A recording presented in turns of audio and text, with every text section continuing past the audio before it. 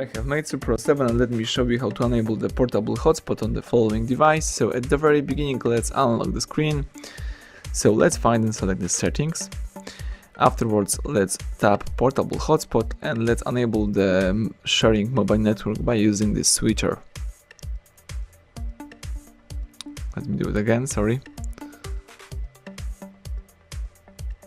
Alright, right now you just activate the hotspot from MEIZU Pro 7. You can also set up the hotspot right here, so you can change the network name, the security type, the frequency band, the password. Right now you are using the following password, and you can make the network hidden if you would like to.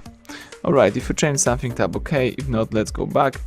And here we've got the icon of the hotspot. If you would like to disable the hotspot, let's use the same switcher, and that's it. You just turn off the MEIZU Pro 7 hotspot. So everything went well. Thank you for watching. Please subscribe our channel, leave thumbs up under the video.